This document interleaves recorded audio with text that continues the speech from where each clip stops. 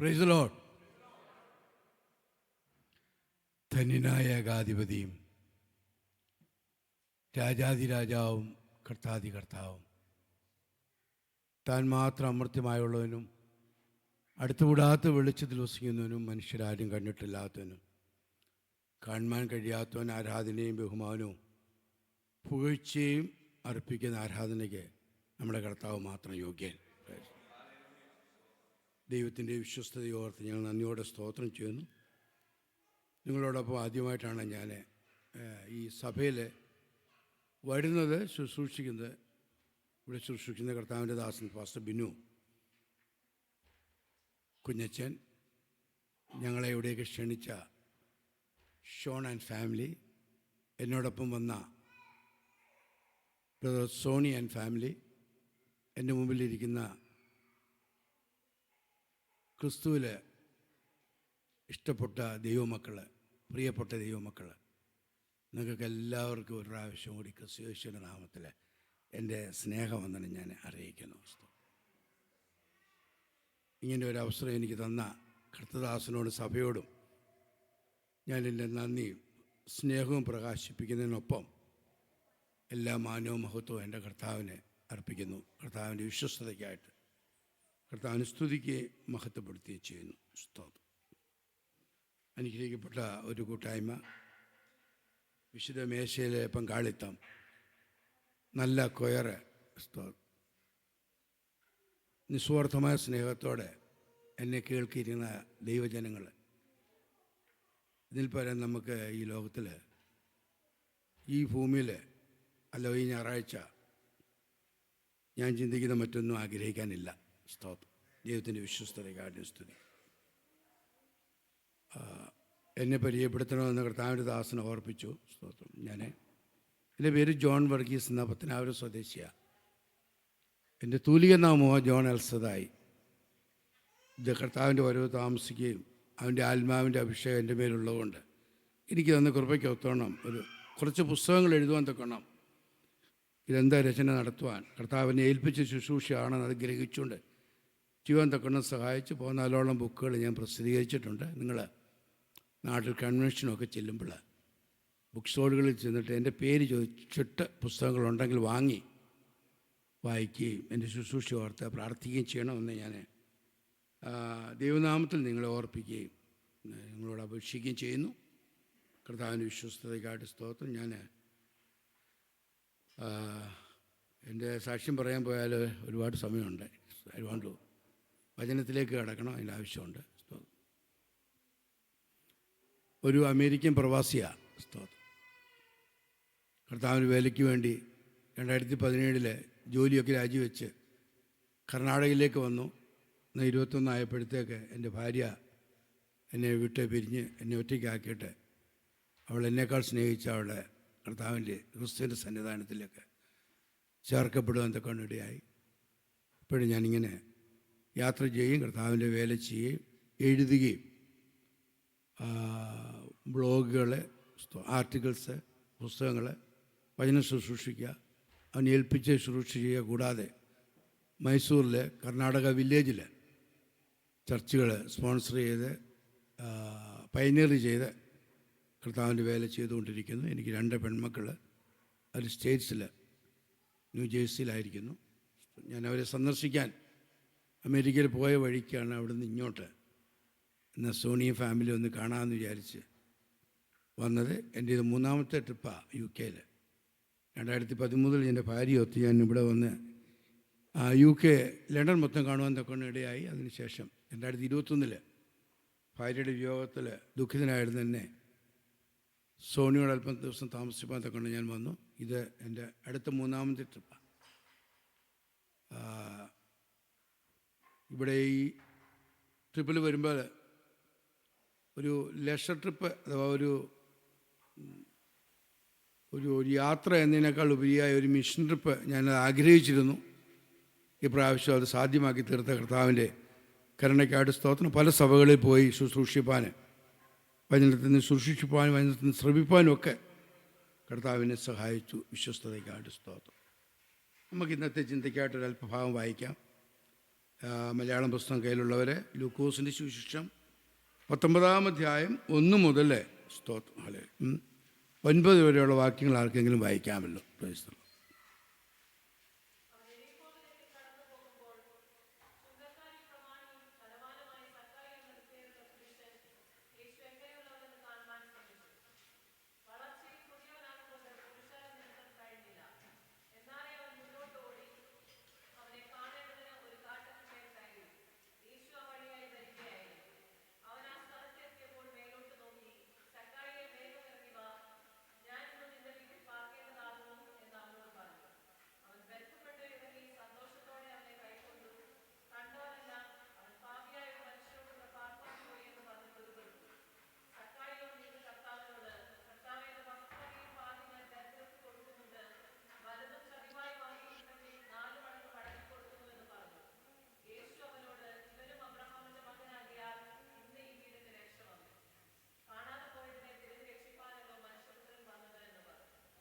പരിശുദ്ധ ദൈവമേ, നിന്നെ സ്തുതിക്കുന്നു. അനുഗ്രഹിക്കപ്പെട്ട ആരാധനയ്ക്കായിട്ട് സ്തോത്രം. ഇതുവരെ നീ ഞങ്ങളോട് വിവിധ നിലകളിൽ സംസാരിച്ചുകൊണ്ടിരുന്നല്ലോ കർത്താവേ. അങ്ങ് സംസാരം നിർത്തരുതേ. തുടർന്ന് ഞങ്ങളോട് നീ സംസാരിക്കുമാറാകണം, ഇടപെടുമാറാകണം. നിൻ്റെ ആത്മാവ് ഞങ്ങളുടെ ഹൃദയങ്ങളിൽ ക്രിയ ചെയ്യണമെന്ന് പ്രാർത്ഥിക്കുന്നു. പുത്രനെ അവിടെ നിന്ന് മഹത്വപ്പെടുത്തണം. യേശു ക്രിസ്തുവിൻ്റെ നാമത്തിൽ തന്നെ ആമേൻ.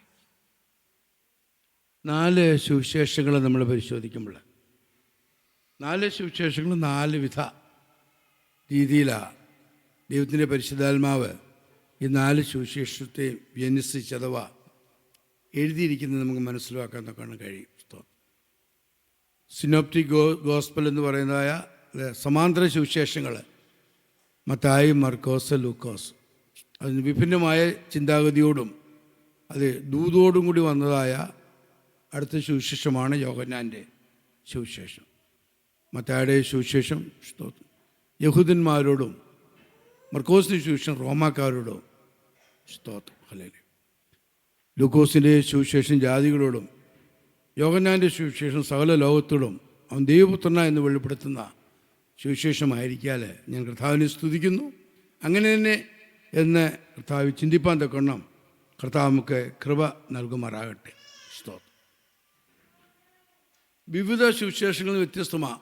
മത്തായി, മർക്കോസ് ആൻഡ് യോഹന്നാൻ, ജോൺ, ഈ സുവിശേഷങ്ങൾ എഴുതിയിരിക്കുന്ന യഹൂദന്മാരാണ്. യഹൂദന്മാരാൽ എഴുതപ്പെട്ട സ്തോത്രം ആ സുവിശേഷങ്ങളാണ് മത്തായി, മർക്കോസ്, യോഹന്നാൻ. എന്നാൽ ലൂക്കോസ് എന്ന സുവിശേഷകൻ സ്തോത്രം ഒരു വിജാതീയ സുവിശേഷനായിരുന്നു. ഗ്രീക്ക് പശ്ചാത്തലത്തിലുള്ളതായ ബാക്ക്ഗ്രൗണ്ടുള്ളതായ ഒരു എഴുത്തുകാരനായിരുന്നു ലൂക്കോസ്. മറ്റു പുസ്തകങ്ങളെക്കാളൊക്കെ വിഭിന്നമായ രീതിയിലാണ് താൻ ഇത് സ്തോത്രം വിഭാവന ചെയ്യുകയും ദൈവമക്കൾക്ക് ദൈവരാജ്യത്തിന് പ്രയോജനമാവണ്ണം എഴുതുകയും ചെയ്തത്. അത് വേദ പണ്ഡിതന്മാരുടെ അഭിപ്രായത്തിൽ രണ്ട് പുസ്തകങ്ങൾ വിശുദ്ധ ലൂക്കോസ് എഴുതിയിട്ടുണ്ട്. ഒന്ന് വിശുദ്ധ ലൂക്കോസിൻ്റെ സുവിശേഷം, 2 അപ്പോസ്തല പ്രവൃത്തികൾ. ലൂക്കോസിൻ്റെ സുവിശേഷം മറ്റ് ഇതര സുവിശേഷങ്ങളിൽ നിന്ന് വ്യത്യസ്തമാകാൻ തക്കവണ്ണം കാരണം സ്തോത്രം നഷ്ടപ്പെട്ടതിനെ വീണ്ടെടുക്കുന്നതായ അനേക കർത്താവിൻ്റെ പ്രവർത്തനങ്ങൾ തന്നെ എക്സ്പ്ലോർ ചെയ്ത് വിചിന്തനം ചെയ്ത് തിരഞ്ഞു പിടിച്ച് കണ്ടുപിടിച്ച് ഇതിനകത്ത് ചേർത്തെന്നുള്ളതാ ലൂക്കോസിൻ്റെ സുവിശേഷത്തിൻ്റെ പ്രത്യേകത. സ്തോത്രം, ഹല്ലേലൂയ. തൻ്റെ സുവിശേഷത്തെക്കുറിച്ച് പറയുമ്പോൾ a man a writer of diversity, സ്തോത്രം, വിവിധ നാനാ വിധത്തിലുള്ളതായ വിഷയങ്ങളെ താൻ ഇതിന് ക്രോഡീകരിച്ചിട്ടുണ്ട്. Lukose was an gentile evangelist, research and explore peculiar characters taken from the history. ചരിത്രത്തിൽ നിന്ന് വ്യത്യസ്തമായ കാര്യങ്ങളെടുത്ത് താൻ ഈ സുവിശേഷത്തിൽ ചേർത്തിരിക്കുന്നത് നമുക്ക് കാണുവാൻ തക്കവണ്ണം കഴിയും. മുടി നഷ്ടപ്പെട്ടു പോയ പുത്രന്, നഷ്ടപ്പെട്ടു പോയ ആട്, നഷ്ടപ്പെട്ടു പോയ ദ്രഹ്മ, ഇങ്ങനെയുള്ളതായ ചിന്തകൾ, അത് വഴിയിൽ അർദ്ധപ്രാണനായി കിടക്കുന്നതായ ശമരിയാക്കാരനെ, ഇങ്ങനെയുള്ളതായ കാര്യങ്ങൾ താൻ പ്രത്യേകിച്ച് മറ്റ് സുവിശേഷങ്ങൾ ചേർക്കാത്ത കാര്യങ്ങൾ ഈ ലൂക്കോസ് സുവിശേഷന് തൻ്റെ പുസ്തകത്തിൽ ചേർത്തിട്ടുണ്ട്. സ്തോത്രം. യേശുവിൻ്റെ ജനനത്തെക്കുറിച്ചും യോഹന്നാൻ്റെ ജനനത്തെക്കുറിച്ച് പൂർണ്ണമായിട്ടൊരു രൂപം, ഒരു കഥാരൂപമായ ഒരു ചരിത്രമായി രേഖപ്പെടുത്തിയിരിക്കുന്ന വിശുദ്ധ ലൂക്കോസിൻ്റെ സുവിശേഷത്തിലാണ്. സ്തോത്രം. നഷ്ടപ്പെട്ടു പോയതിനെ വീണ്ടെടുപ്പാൻ വന്ന ദൈവത്തിൻ്റെ സ്നേഹത്തെ പ്രകീർത്തിക്കുന്ന ഈ സുവിശേഷത്തിനായിട്ട് ഞാൻ കർത്താവിനെ സ്തുതിക്കുകയും കർത്താവിനെ മഹത്വപ്പെടുത്തുകയും ചെയ്യുന്നു. ചരിത്രകാരന്മാരുടെ അഭിപ്രായത്തിൽ അന്ത്യോക്യയിൽ ജനിച്ചു വളർത്തപ്പെട്ടതായ, അഥവാ സിറിയയിൽ ജനിച്ചു വളർത്തപ്പെട്ടതായ വിജാതീയനായ സ്തോത്രം ഒരു ഹെലനിസ്റ്റിക് യഹൂദ മതം, യഹൂദ വിശ്വാസം സ്വീകരിച്ച് രക്ഷിക്കപ്പെട്ട് ദൈവകൃപയിലായിത്തീർന്നതായ ഒരു എഴുത്തുകാരനായിരുന്നു വിശുദ്ധ ലൂക്കോസ്. സ്തോത്രം. തൻ്റെ ഗ്രന്ഥങ്ങളിൽ, പ്രത്യേകിച്ച് തൻ്റെ എഴുത്തുകളിൽ അത് നമുക്ക് ദൃശ്യമാകുന്നതുകൊണ്ട് ഞാൻ കർത്താവിനെ സ്തുതിക്കുകയും കർത്താവിനെ വാഴ്ത്തുകയും ചെയ്യുന്നു. കർത്താവിൻ്റെ ജനനം പോലും താൻ രേഖപ്പെടുത്തിയിരിക്കുന്നത് ഒരു പ്രത്യേക തരത്തിലാണ്. ജനാഭാഗങ്ങളിലേക്ക് പ്രത്യേകിച്ച് കടക്കുന്നില്ല. സ്തോത്രം. താൻ അപ്പോസ്തലനായ പൗലോസിനേക്കാളും മറ്റുള്ള അപ്പോസ്തലന്മാരെക്കാളും അതുപോലെ തന്നെ സുവിശേഷന്മാരിൽ ഒട്ടും കുറവുള്ള മനുഷ്യനല്ലായിരുന്നു. താൻ അനുഗ്രഹിക്കപ്പെട്ട എഴുത്തുകാരനായിരുന്നു.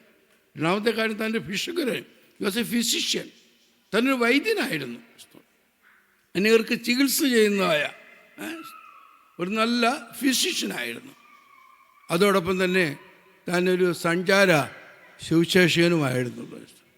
നമ്മൾ അപ്പോസ്തലനായ പൗലോസിനെ കുറിച്ച് ചിന്തിക്കുമ്പോൾ സ്തോത്രം, കർത്താവിൽ നിന്ന് പ്രാപിക്കുകയും അനേക വെളിപ്പാടുകൾ പ്രാപിക്കുകയും ചെയ്ത ഒരു വലിയ ശ്രേഷ്ഠനായ വ്യക്തിയായിരുന്നു അപ്പോസ്തലനായ പൗലോസ് എന്നിരിക്കെ തന്നെ അതിനേക്കാൾ ഒട്ടും വ്യക്തിത്വം കുറവില്ലാത്തതായിരുന്നു ഈ പൗലോസ്. വചനം പരിശോധിക്കുമ്പോൾ അങ്ങനെ കാണുവാൻ തക്കൊണ്ട് ഇടയാവും. താൻ നല്ലൊരു എഴുത്തുകാരനായിരുന്നു. മനോഹരമായ രീതിയിൽ സ്തോത്രം ഗ്രീക്ക് പശ്ചാത്തലത്തിൽ നിന്നുകൊണ്ട്, യവന പശ്ചാത്തലത്തിൽ നിന്നുകൊണ്ട് മനോഹരമായ സാഹിത്യ രൂപേണ താൻ കാര്യങ്ങൾ എഴുതി ലോകത്തെ കേൾപ്പിക്കാൻ കഴിവുള്ളതായ ഒരു സാഹിത്യകാരനായിരുന്നു അദ്ദേഹം എന്നിരിക്കൽ തന്നെ. അനുഗ്രഹിക്കപ്പെട്ട ഒരു ഫിഷുകാരനായിരിക്കുന്നു എന്നിരിക്കൽ തന്നെ കർത്താവേ. താൻ സഞ്ചാര സുവിശേഷനായിരിക്കൂ എന്നിരിക്കൽ തന്നെ സ്തോത്രം. താൻ പൗലോസിൻ്റെ ശിഷ്യനായിട്ട് പൗലോസിൻ്റെ തുകൽ ചുരുളുകളും തൻ്റെ പുതപ്പുകളും എടുത്ത് പൗലോസിനെ പുറകെ അനുവാദനം ചെയ്യുന്നതായിട്ട് നമുക്ക് കാണുവാൻ തൊക്കെ കഴിയും. പ്രേസ്തലോട് സ്തോത്രം. അത് ഒരു സുവിശേഷൻ്റെ ഒരു പ്രത്യേക കഴിവെന്ന് പറയുന്നത്. തൻ്റെ കഴിവുകളെ ഒളിപ്പിച്ചിട്ട് സ്തോത്രം തന്നെക്കാൾ ദൈവകൃപ പകർന്നതായ, ദൈവ ആത്മാവ് പകർന്നതായ ലോകത്തെ ഹല്ലേലൂയ ജാതികളുടെ ഇടയിൽ അപ്പോസ്തലത്തിൻ്റെ അധികാരം കൊടുത്ത് സ്തോത്രം അപ്പോസ്തലത്തിൻ്റെ അഭിഷേകം കൊടുത്ത് ഒരു മനുഷ്യനെ എഴുന്നേൽപ്പിച്ചപ്പോൾ അവന് കൈത്താങ്ങൽ കൊടുക്കുന്ന ശുശ്രൂഷ വലിയ ശുശ്രൂഷയായിട്ട് കണ്ടതാ ഈ വൈദ്യനായ ലൂക്കോസ്. Praise the lord. നമുക്കത് പലപ്പോഴും ആ വിഷയം നമുക്ക് ചിന്തിക്കേണ്ടത് വളരെ ആവശ്യമാണ്. സ്തോത്രം. തന്നെക്കാൾ ഒട്ടും കുറവില്ലാത്തതായ, ഒട്ടും വലുതല്ലാത്തതായ ഒരു മനുഷ്യനെ വലുതാക്കിക്കൊണ്ട് അവൻ്റെ പുറകിൽ നിന്നുകൊണ്ട് സ്തോത്രം കർത്താവിൻ്റെ വേല ചെയ്തതായ ഈ ലൂക്കോസിനെ ഓർത്ത് ഞാൻ കർത്താവിനെ സ്തുതിക്കുകയും കർത്താവിനെ മഹത്വപ്പെടുത്തുകയും ചെയ്തു. പലപ്പോഴും നമുക്കൊപ്പം ഒരാൾ നിൽക്കുവാണെങ്കിൽ സ്തോത്രം നമ്മൾ ഒട്ടും കുറച്ചു കൊടുക്കത്തില്ല, ഒട്ടും പുറമോട്ട് മാറത്തില്ല. എന്നാൽ ദൈവാത്മാവിൻ്റെ വിളിക്കൊത്തവണ്ണം ആത്മാവിൻ്റെ അഭിഷേകത്തിൽ നിന്നുകൊണ്ട് ഒരുവൻ്റെ ചെറുമയും വലിമയും അവൻ്റെ അധികാരവും ഇല്ലായ്മയും കണ്ടുകൊണ്ട് തന്നെ താഴ്ത്തി കൊടുത്ത ഒരു ശുശ്രൂഷ ഈ ലൂക്കോസിന് കൊടുക്കാനുള്ളത്. അത് അപ്പോസ്തലനായ പൗലോസ് ലേഖനങ്ങൾ എഴുതുമ്പോൾ പ്രത്യേകിച്ച് പറയുന്നുണ്ട്, വൈദ്യനായ ലൂക്കോസും നിങ്ങൾക്ക് വന്ദനം ചൊല്ലുന്നു. ഇന്ന് ഈ സന്ധ്യയ്ക്ക് ഞാൻ നിങ്ങളോട് പറയട്ടെ, വൈദ്യനായ ലൂക്കോസ് നിങ്ങൾക്ക് എനിക്കും വന്ദനം ചൊല്ലുന്നു. കർത്താവിൻ്റെ വിശ്വസ്തയോർത്ത് ഞാൻ കർത്താവിനെ സ്തുതിക്കുകയും കർത്താവിനെ വാഴ്ത്തിക്കുന്നു. അനേകം മനോഹരമായ രീതിയിലാണ് താൻ രേഖപ്പെടുത്തിയിരിക്കുന്നത്. കഴിഞ്ഞ ആഴ്ച ഞാൻ ഫേസ്ബുക്കിൽ ഒരു കാര്യം വായിപ്പാൻ തൊക്കെയിടയായി. നഷ്ടപ്പെട്ടതിനെക്കുറിച്ച് ഞാൻ ഈ ഭാഗം മെസ്സേജ് പ്രിപ്പയർ ചെയ്തുകൊണ്ടിരിക്കുമ്പോൾ തന്നെ ഒരു കർത്താവിൻ്റെ ദാസൻ ഫേസ്ബുക്കിൽ ഇങ്ങനെ എഴുതി, ഒരു ജിനു തങ്കച്ചൻ എന്നുള്ളതായ ഒരു കർത്താവിൻ്റെ ദാസൻ, ഒരു നഷ്ടപ്പെട്ട ദ്രഹ്മ 10 വരികളെ ആകപ്പാടെ അതിനകത്തുള്ളൂ. സ്തോത്രം. ദ്രഹ്മ എന്ന് പറയുന്നത് ഹല്ലേലൂയ നഷ്ടപ്പെട്ടു പോയെങ്കിലും അതിൽ അദ്ദേഹം പറയുന്നത് ഒരു മുദ്രയുണ്ടെന്നാണ്. എനിക്ക് വളരെ സന്തോഷമായി. ആ മുദ്ര ഭയങ്കര വിലയുള്ളതാണ് കേട്ടോ. ഇത് എവിടെ കിടന്നു കഴിഞ്ഞാലും പൊടി തട്ടി മാറ്റിയെടുത്ത് ക്ലീൻ ചെയ്ത് കഴിഞ്ഞാൽ അത് മാർക്കറ്റിൽ കൊടുത്താൽ അതിന് തുല്യമായ മൂല്യമുള്ളതാണ്.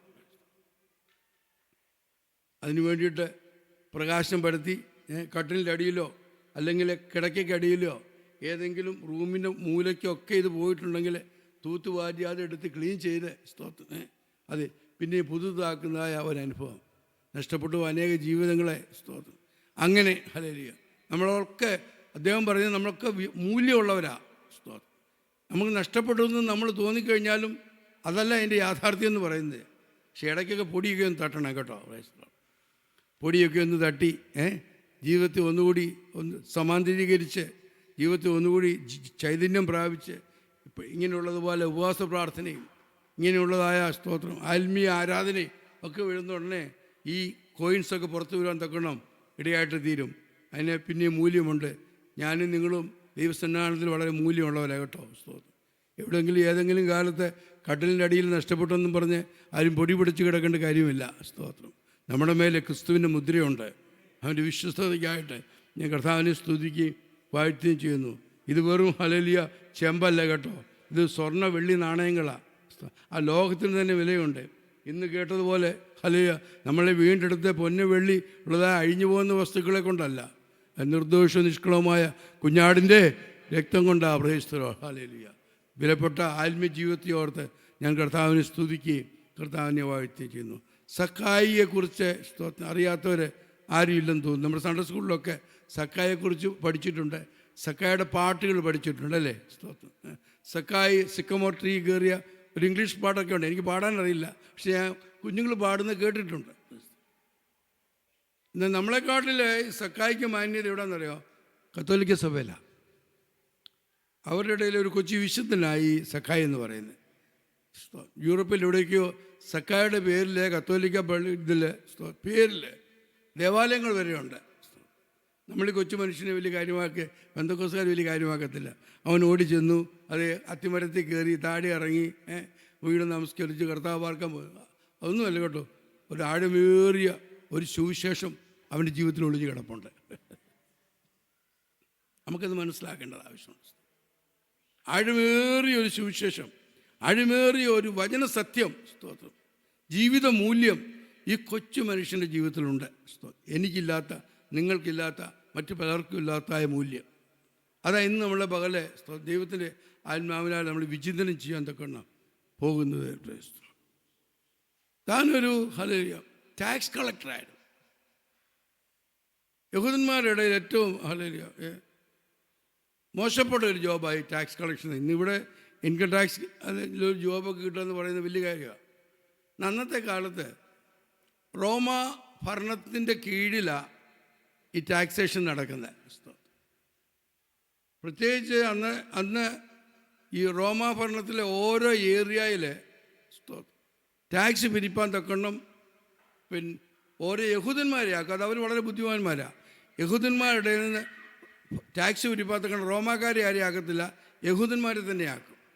എന്നിട്ട് ഒരു വർഷം അല്ലെങ്കിൽ ഒരു മാസം ഇത്ര പിരിച്ചു കൊടുക്കണം എന്നുള്ളതായ ഒരു നിയമം അവർക്ക് വെക്കും. എന്നാൽ എവരെന്ത് ചെയ്യുന്നു ചോദിച്ചു കഴിഞ്ഞാൽ $50 അഥവാ 50 പൗണ്ട് പിരിക്കേണ്ട സ്ഥാനത്ത് അവർ 75 പൗണ്ട് പിരിച്ച് 50 പൗണ്ട് റോമായിലെ കൈസർക്ക് കൊടുക്കുകയും 25 പൗണ്ട് അവരെടുത്ത് വെക്കുകയും ചെയ്യും.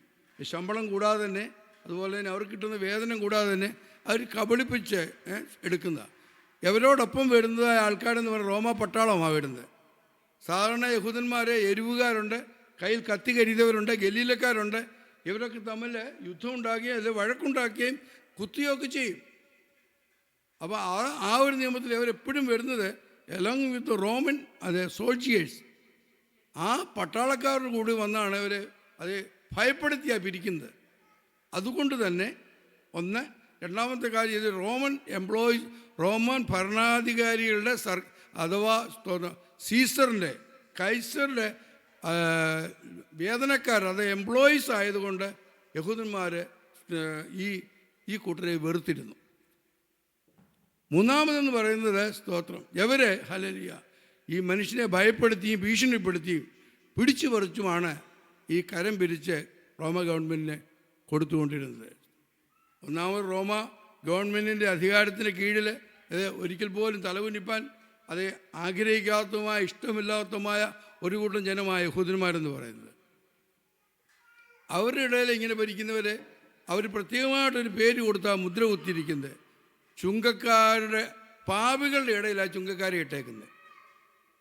അങ്ങനെ ഒരു ചൊല്ലുപോലും വന്നു, ചുങ്കക്കാരും പാപികളും എന്ന് പറഞ്ഞു കഴിഞ്ഞാൽ പാപം ചെയ്യുന്നതായ പാപികളുടെ കൂട്ടത്തിലാണ് ഈ ടാക്സ് പിരിക്കുന്നവരെ അവരെ ആക്കിയിരിക്കുന്നത്. അതുകൊണ്ട് തന്നെ അവർക്കൊരു പ്രത്യേക വിവേചനം ഉണ്ടായിരുന്നു. ഈ പരീശന്മാരും സദൂക്യരും അതുപോലെ പരീശന്മാരും ശാസ്ത്രിമാരും പരീശന്മാരും യഹൂദ പ്രഭുക്കന്മാരും ശ്രേഷ്ഠന്മാരുമായ ഒരു ഗ്രൂപ്പുമായിട്ട് ഒരു ബന്ധവുമില്ലായിരുന്നു. സ്തോത്രം. ആ കമ്മ്യൂണിറ്റിയിൽ നിന്ന് സ്തോത്രം അവരെ അത് മാറ്റി നിർത്തിയിരിക്കുന്നതായ ഒരു കാലഘട്ടത്തിലാണ് സ്തോത്രം ഈ ഭാഗം അഥവാ ഈ സഖായുടെ ഭാഗം നമ്മളെ ചിന്തിപ്പാൻ തക്കണം ഇടയായിട്ട് തീരുന്നത്. സ്തോത്രം. അങ്ങനെ ഇരിക്കുമ്പോൾ തന്നെ തനിക്കൊരാഗ്രഹം ഉണ്ടായിരുന്നു, യേശുവിനെ ഒന്ന് കാണണമെന്ന്. താൻ യഹൂദനാ, ചുങ്കം പിരിക്കുന്നവനാ, is a tax collector, is an employee of the Roman emperor, റോമ ഗവൺമെൻറ്റിൻ്റെതായ ഒരു ജോലിക്കാരനാണ്. എന്നാൽ ഇതൊക്കെ തനിക്ക് ഉള്ളിലായിരിക്കുമ്പോൾ തന്നെ തൻ്റെ ജീവിതത്തിൽ ഒരു വലിയ ആഗ്രഹം യേശുവിനെ ഒന്ന് കാണണമെന്ന്. ഒരുപക്ഷെ അനേക നാളുകൾ വിചാരിക്കും, and is from elite family, താമസിക്കുന്ന യെരിഹോവില്ല. ഇസ്രായേലിലെ ധനികരായ സദൂക്യരും പരീശരും അതുപോലെ തന്നെതായ എലൈറ്റ് ഹൈ ക്ലാസ് ഫാമിലി താമസിക്കുന്ന സ്ഥലമാണ് ഈന്തപ്പട്ടണമായ യെരിഹോ. ആ ജെറിക്കോയിലാണ് താൻ താമസിക്കുന്നത്. പക്ഷെ വളരെ നാൾ തൻ്റെ ഉള്ളിലൊരാഗ്രഹമുണ്ട്, ഈ യേശു ആരാ എന്നറിയണമെന്ന്. അന്നത്തെ കാലത്ത് എല്ലാ ഗൂഗിളിലും എല്ലാ പ്ലാറ്റ്ഫോമിലും നിറഞ്ഞിരിക്കുന്ന വ്യക്തിത്വമാണ് യേശു. സൗഖ്യമാക്കുന്ന, മരിച്ചവരെ ഉയർപ്പിക്കുന്ന, കുഷ്ഠരോഗികളെ സൗഖ്യമാക്കി മുടന്തിരെ നടക്കുമാറാക്കുന്ന, കുരുടർക്ക് കാഴ്ച കൊടുക്കുന്ന ഒരു വലിയ മനുഷ്യൻ എന്നുള്ള നിലയിൽ, ഒരു പ്രവാചകൻ എന്നുള്ള നിലയിൽ സ്തോത്രം. ഇസ്രായേൽ അന്നത്തെ കാലത്തെ പ്രമുഖനായിരുന്നു നമ്മുടെ കർത്താവായ യേശു ക്രിസ്തു. ഇതൊക്കെ ഒന്ന് കാണണമെന്നുള്ളത്, ഈ പ്രവാചകനെ ഒന്ന് കാണണമെന്നുള്ളത് ഈ സഖായുടെ ഹൃദയത്തിൻ്റെ ഉള്ളിലെ ഒരു വലിയ ആഗ്രഹമാണ്. പല ജോലിക്കാരെയും കുറിച്ച് എനിക്കറിയാം, പല തൊഴിൽ ചെയ്യുന്നവരും അവർക്ക് ഇഷ്ടമുണ്ടായിട്ട് ചെയ്യുന്നതല്ല പലതും കേട്ടോ. കുറ്റബോധത്തോടെ വേല ചെയ്യുന്ന ഒരുപാട് പേരുണ്ട്. എല്ലാ തൊഴിലും നമുക്ക് ഇഷ്ടമുള്ള കാര്യങ്ങളൊന്നുമല്ല. ഒരു ഓഫീസ് ജോലി ചെയ്യുമ്പോൾ, ഒരു പ്രൊജക്റ്റ് ചെയ്യുമ്പോൾ പ്രൊജക്റ്റ് ചെയ്യുമ്പോൾ ഫേക്ക് ഗെയിൻസൊക്കെ കാണിക്കാറില്ലേ? ഫൈനാൻഷ്യൽ ഫീൽഡ് ജോലി ചെയ്യുന്നവർക്കറിയാം, ഇല്ലാത്ത ഗെയിൻസ് കാണിച്ച്, ഇല്ലാത്ത പ്രോഫിറ്റ് കാണിച്ച്, ബാലൻസ് ഷീറ്റ് ടാലി ചെയ്ത്, മറ്റുള്ളവരെ സ്പെക്കുലേറ്റ് ചെയ്ത്, ഇതിനൊക്കെ പലപ്പോഴും നമ്മൾ ജോലി ചെയ്യുന്ന എംപ്ലോയീസ് കൂട്ടി നിൽക്കാറുണ്ടല്ലേ.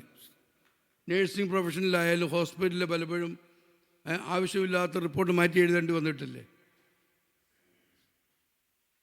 മറ്റേത് തസ്തികയായാലും ഞാൻ ഓർക്കേണ്ടതാണ്. എൻ്റെ ഒരു സ്നേഹിതൻ, ഞാൻ ബഹറിനിൽ ജോലി ചെയ്യുന്ന സമയത്ത് ഷെറാട്ടണിലെ തന്നെ അക്കൗണ്ടൻ്റ് ആയിരിക്കുമ്പോൾ തന്നെ എല്ലാ കാര്യവും ഇൻവെൻ്ററി എടുക്കുന്നുണ്ട്. ലിക്കറിൻ്റെ ഇൻവെൻ്ററി എടുക്കണം. ലിക്കർ എന്ന് പറഞ്ഞാൽ വിസ്കി ബ്രാൻഡി അടില്ല. ഒരു ബന്ധുക്കോസുകാരനാണ് ഇദ്ദേഹം എങ്ങനെ ബ്രാൻഡിയുടെ കണക്ക് വരെ നോക്കണം, എത്ര കുപ്പിയുണ്ട്, വിസ്കിയുടെ കണക്ക് നോക്കിയിട്ട് ഇൻവെൻ്ററി എടുത്തിട്ട് വൈകിട്ട് കൊടുക്കണം, ഇത്ര ബാക്കിയുണ്ട്, ഇത്ര പ്രോഫിറ്റ് ഉണ്ടെന്ന്. ആക്ച്വലി പ്രാർത്ഥിച്ചു, ഉപവസിച്ചു ഒത്തിരി നാൾ. കർത്താവേ, ഈ ഒരു ശുശ്രൂഷയ്ക്ക് നീ എന്നെ ആക്കല്ലേ, I need a change of my job. കുറ്റബോധം കൊണ്ട് നടക്കുകയായിരുന്നു. ഞങ്ങളെല്ലാം പ്രാർത്ഥിച്ചു. ദൈവം പ്രാർത്ഥന കേട്ടിട്ട് തന്നെ ആ ഡിപ്പാർട്ട്മെൻറ്റിൽ നിന്ന് മാറ്റുവാൻ തക്കണം ഇടയായിട്ട് തീർന്നു. നമ്മുടെയൊക്കെ ജീവിതത്തിൽ ഒരുപാട് പേര് എല്ലാ ജോലിയും ചെയ്യുന്നത് ദൈവഹിതപ്രകാരം ഉള്ള ജോലി അല്ലെങ്കിൽ തന്നെ നിവൃത്തിയില്ലാത്തതുകൊണ്ട് ജീവിക്കുന്ന ഒരുപാട് പേരുണ്ട്. പല പ്രൊഫഷൻസും നമുക്ക് ഇഷ്ടമുള്ള പ്രൊഫഷൻസ് അല്ല. അറിയാതെ ഒരുപക്ഷെ ഈ സാഹചര്യത്തിന് ഒത്തുകൊണ്ണം ഒരുപക്ഷെ അപകർഷബോധത്തോടും കുറ്റബോധത്തോടു കൂടി ജീവിക്കുന്ന ഒരുപാട് പേരുണ്ട്. അക്കൂട്ടത്തിലൊരുത്തിനാണ് ഈ സഖായി എന്ന് പറയുന്നത്. ഞാൻ തോന്നുന്നില്ല തനിക്ക് ഇഷ്ടമുള്ളൊരു ജോബാണ് തനിത് ചെയ്യുന്നെന്നുള്ളത്. പക്ഷെ ഉള്ളിൽ തനിക്കൊരു ചിന്തയുണ്ട്, എനിക്ക് കർത്താവിനെ ഒന്ന് കാണണം, യേശു എങ്ങനെ ഇരിക്കുന്നവനാ എന്ന് ഒന്ന് അറിയണം എന്നുള്ളതായ ഒരു ചിന്ത തൻ്റെ ജീവിതത്തിൽ ഉണ്ടായി. അതിൻ്റെ ഞാൻ വിചാരിക്കുന്നു പല ദിവസങ്ങൾ അതിനുവേണ്ടി അവസരം പാത്ത് നടന്നു. സ്തോത്രം. അവസരം പാത്ത് നടന്നു കഴിഞ്ഞപ്പോഴാണ് ഒരു ദിവസം താൻ യെരൂശലേമിൽ നിന്ന് യെരിഹിലോക്ക് പോകുന്ന വഴിയിൽ വെച്ച് കാണുവാൻ തൊക്കെ ഒരു വലിയ പുരുഷാരത്തോടെ അപ്പോൾ ഒരു മനുഷ്യൻ വരുന്നു. ആ മനുഷ്യനെ എനിക്കൊന്ന് കാണണമെന്ന് വലിയ ആഗ്രഹമാണ്, ഉള്ളിനുള്ള ഒരു വലിയ ആഗ്രഹമാണ്. Is a rich man and he has everything in his life. യഹൂദ കമ്മ്യൂണിറ്റിയുമായിട്ട് അവർക്ക് ബന്ധമില്ലെങ്കിലും he has an elite community society life. താൻ താമസിക്കുന്ന യെരിഹോവില, വലിയ എക്സൽ സൈഡിലാണ് താമസിക്കുന്നത്, എല്ലാ സൗകര്യങ്ങളും ഉണ്ട്. റോമൻ പടയാളികൾ നിനക്ക് രണ്ട് സൈഡിലും എപ്പോഴും നിനക്ക് കാവലായിട്ടും നിനക്ക് ഗൈഡായിട്ടും ഉണ്ട്, ഗാർഡായിട്ടുണ്ട്. തനിക്ക് സഞ്ചരിക്കാൻ പ്രത്യേക ട്രാൻസ്പോർട്ടേഷൻസ് ഉണ്ട്. ഇതൊക്കെ ഉണ്ടെന്നെങ്കിൽ ഉള്ളിൻ്റെ ഉള്ളൊരു ആഗ്രഹമുണ്ട്, എന്താ അറിയാം, യേശുവിനെ ഒന്ന് കാണണമെന്ന്. നമ്മുടെയൊക്കെ ജീവിതത്തിൽ എത്ര എന്തൊക്കെ ഉണ്ടായാലും ചില ആഗ്രഹങ്ങൾ വലിയ ആഗ്രഹങ്ങളല്ലേ. എത്ര ധനവും എത്ര മഹിമയും എത്ര സമ്പത്തുണ്ടെന്ന് പറഞ്ഞു കഴിഞ്ഞാലും അല്ലേ, ഉള്ളിൻ്റെ ഉള്ളിലെ സ്തോത്രം ഒരാത്മീയ കാഴ്ചപ്പാട് നഷ്ടപ്പെടാതെ എല്ലാ മനുഷ്യർക്കും കിടക്കും. അതുകൊണ്ട് തന്നെയാണ് ഈ പലത്തിലും മറ്റുള്ള ഒന്നിനും ഒരു മനുഷ്യന് സന്തോഷം ലഭിക്കാത്തത്. അമേരിക്കയിൽ ഞാൻ കണ്ടിട്ടുണ്ട്, ഹല്ലേലൂയ, മിക്കവാറും കാണാം വലിയ celebrities, Hollywood actors, film actors, football, അവിടുത്തെ വലിയ കളിക്കാർ 40-45 വയസ്സുള്ള they are going to commit suicide. അതുപോലെ തന്നെ വലിയ സിംഗേഴ്സ്, നല്ല ഭയങ്കര വിറ്റ്നി ഹ്യൂസ്റ്റൺ 40-45 വയസ്സുള്ളൂ. She's from New Jersey, where I was staying. Over drugs എടുത്താൽ സൂയിസൈഡ് ചെയ്യുക. ഉള്ളിൻ്റെ ഉള്ളിലാണ് അത് കിടപ്പുണ്ട് കേട്ടോ. സക്കായിക്ക് വിചാരിച്ച് എനിക്ക് എങ്ങനെയല്ല അവനെ ഒന്ന് കാണണം. ഒരു ദിവസം കർത്താവ് വഴിയായിട്ട് വന്നപ്പോഴേ താൻ നോക്കിയിട്ട് കാണാൻ പറ്റുന്നില്ല, പുരുഷാരം ചുറ്റും നിൽക്കുന്നു. ചില കർത്താവിൻ്റെ ദാസന്മാരെ പ്രസംഗിച്ച് കേട്ടിട്ടുണ്ട്, പുരുഷാരം നിമിത്തമാ സക്കായിക്ക് യേശുവിനെ കാണാൻ പറ്റാത്തതെന്ന്. അതല്ല എൻ്റെ വാസ്തവം കേട്ടോ. സക്കായിക്ക് നീളക്കുറവുള്ളതുകൊണ്ടാണ്. പലപ്പോഴും നമ്മുടെ ജീവിതത്തിലെ പോരായ്മകൾ നമ്മൾ മറിച്ച് മറ്റുള്ളവരെ കുറ്റം പറയാൻ ഇടയായിട്ട് തീരും. നീ വളരണം, നിനക്ക് നീളം വേണം, നിനക്ക് ഉയരം വേണം, നിനക്ക് യേശുവിനെ കാണാൻ തൊക്കെയുള്ളതായ പ്രാപ്തി വേണം. ചുറ്റും നിൽക്കുന്ന പുരുഷാരത്തെ ഒരിക്കലും കുറ്റം പറയരുത്. പലരും പലതും പറയും, ഓ പുരുഷാരമാ അവനെ അങ്ങോട്ട് അടുപ്പിക്കാത്തതെന്ന്. ആര് പറഞ്ഞു? Why don't you grow in your life? Why don't you become taller like other people? താൻ ആരെയും കുറ്റമൊന്നും പറഞ്ഞില്ല. സക്കായി അന്നേരം ഒരു പ്ലാൻ കണ്ടുപിടിച്ച് ഓടി, ഭയങ്കര സ്പീഡിൽ, നല്ലതുപോലെ ഓടി. ഞാൻ ആലോചിക്കുന്ന ചിന്തിക്കുക, ഇത് എല്ലാ സൗകര്യങ്ങളുമായ റിച്ച് മാനാണ് കേട്ടോ. Is A very wealthy person. ഓടി ഒറ്റ ഉള്ളിലാകും അനേകം നാളുകൾ കിടക്കുന്ന ആഗ്രഹമാണ് ഈ മനുഷ്യനെ ഒന്ന് കാണണമെന്ന്. ഓടിച്ചെന്ന് ഒരു അത്തിയേൽ കയറി, അത്തിവൃക്ഷത്തിന് മേലെ കയറിയിട്ട് ആ ഇലയുടെ മറവിൽ ഇങ്ങനെ ഇരുന്നു. അത്തിയുടെ ഇല ഒരുപാട് ഉപയോഗം ഉണ്ടായിരുന്നു. ആദമിന് വരെ അറിയാമായിരുന്നു അതിൻ്റെ ഉപയോഗം എന്താണെന്നുള്ളത്. അപ്പോൾ ഈ ഉപയോഗത്തെക്കുറിച്ച് നല്ല അറിവുള്ളവനായിരുന്നു സക്കായി. എന്നിട്ട് താൻ താഴോട്ട് നോക്കി, യേശു വരുന്നു നോക്കി.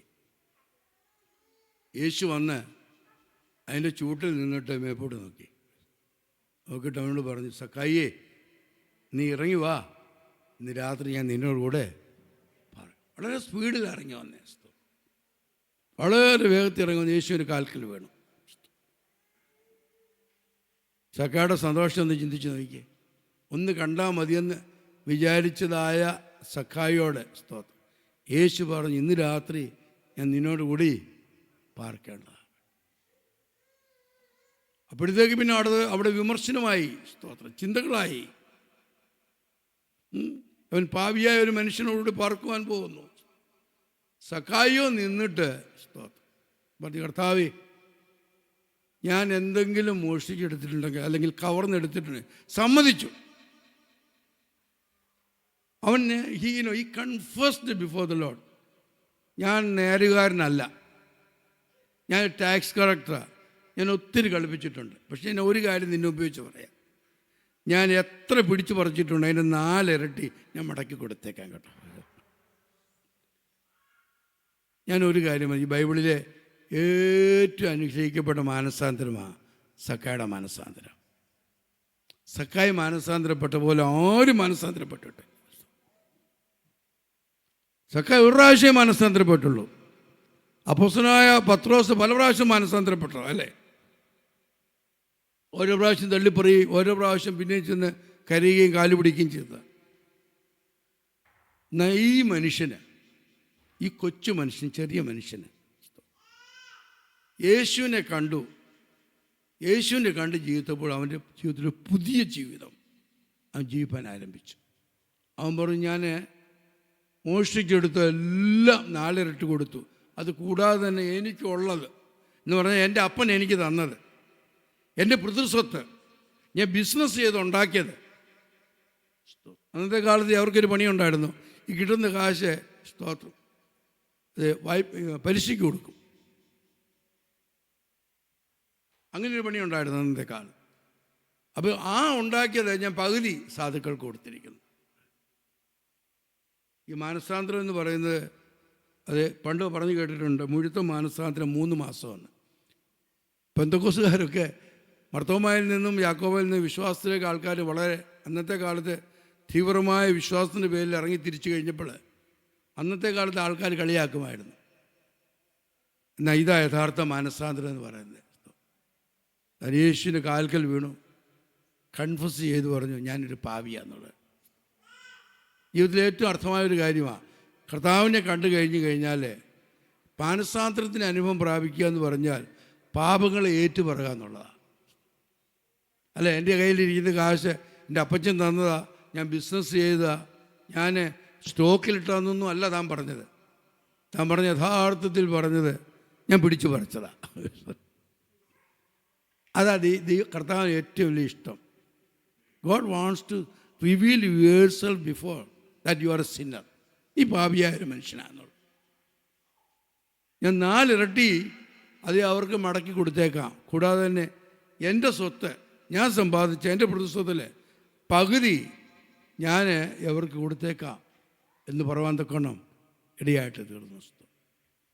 ഈ ദിവസങ്ങളിൽ സക്കായുടെ മാനസാന്തരത്തോടെ നമുക്ക് ഒന്ന് അനുരൂപപ്പെടുവാൻ തക്കണം കഴിയുമോ?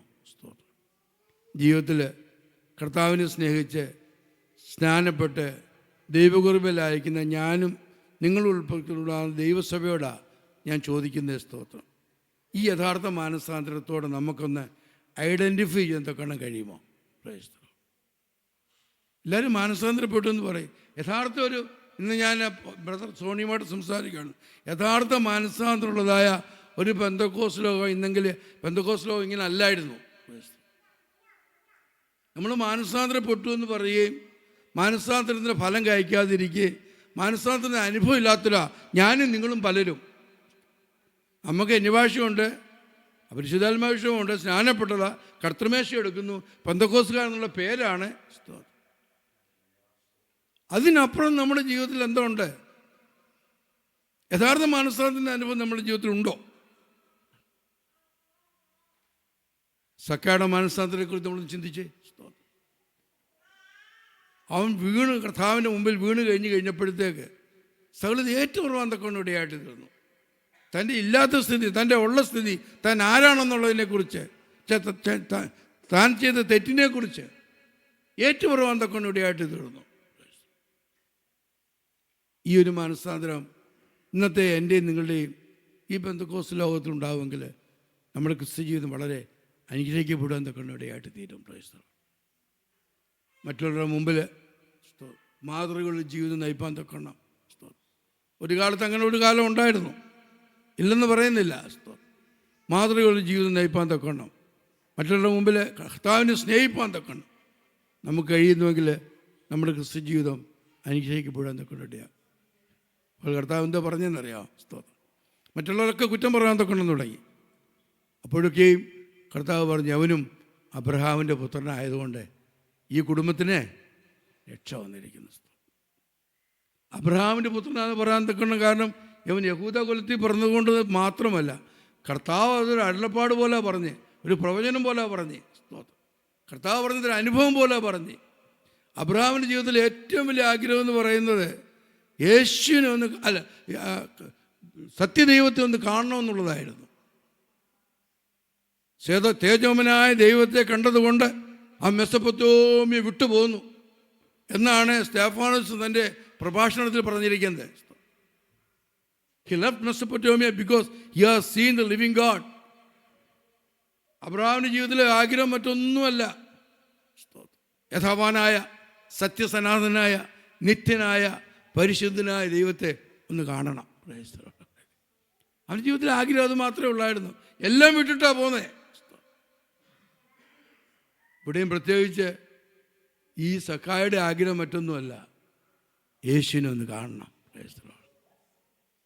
അതുകൊണ്ടാണ് പറഞ്ഞത്, അവൻ അബ്രഹാമിൻ്റെ മകനായിരിക്കുന്നതുകൊണ്ട് ഈ ഭവനത്തിനെ രക്ഷ. ഞാൻ പലപ്പോഴും ചിന്തിക്കാറുണ്ട്, ഐ ഐഡൻറ്റിഫൈ വിത്ത് സക്കായി. എന്തെന്നറിയാമോ? ആ സക്കായുടെ സന്തോഷത്തെക്കുറിച്ച് ഓർക്കുന്നത്. അവൻ ഓടുന്നു, മരത്തിൽ കയറുന്നു, താഴെ ഇറങ്ങുന്നു, യേശുവിൻ്റെ മുമ്പിൽ വീഴുന്നു, ഭയങ്കരമായിട്ട് അനുദപിക്കുന്നു. ഇത്രയും ജനങ്ങളുടെ മുമ്പ് വെച്ച് പറയുന്നു, ഞാൻ ഒത്തിരി പിടിച്ചു പറിച്ചിട്ടുണ്ട്, ഞാനൊരു കള്ളനായിരുന്നു, എൻ്റെ ടാക്സിൽ ഒരുപാട് കള്ളത്തരമുണ്ട്, സ്തോത്രം, ഞാൻ സമ്മതിക്കുന്നു, 4 ഇരട്ടി ഞാൻ കൊടുത്തേക്കുന്നു. ഇതൊരു മനസാന്തരത്തിൻ്റെ അനുഭവം കേട്ടോ. ഇതാ യഥാർത്ഥ മനസാന്തരം എന്ന് പറയുന്നത്. അനുദപിച്ച് കഴിയുമ്പോൾ, കഥാവിന് മുമ്പിൽ നിൽക്കുമ്പോൾ സത്യം വിളിച്ച് പറയണം, സത്യം തുറന്ന് പറയണം,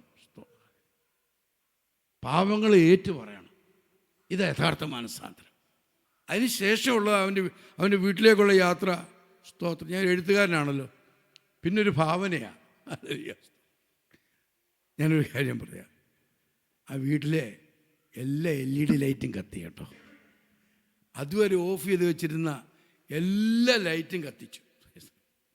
ഫ്രണ്ടിലെയും ബാക്കിലെയും ബാക്ക് യാർഡിലെയും പൂമുഖത്തെയും ബെഡ്റൂമിൽ അല്ലെ സകല ലൈറ്റും കത്തി. ആൾക്കാർ ചിന്തിച്ചു, അല്ല ഇതെന്തുവാ? ഇതേ നസ്രായന യേശു ഇന്ന് അവൻ്റെ കൂടെ താമസിക്കുന്നുണ്ടതാ. സക്കായി നിങ്ങളൊന്ന് ശ്രദ്ധിച്ച് നോക്കി, എന്ത് സ്പീഡിൽ അവൻ അകത്തോട്ടും പുറത്തോട്ടൊക്കെ പോകുന്നേ. അല്ല എത്ര നേരമാണ്, സ്തോത്രം. അവൻ അബ്രഹാമിൻ്റെ പുത്രനാണ്.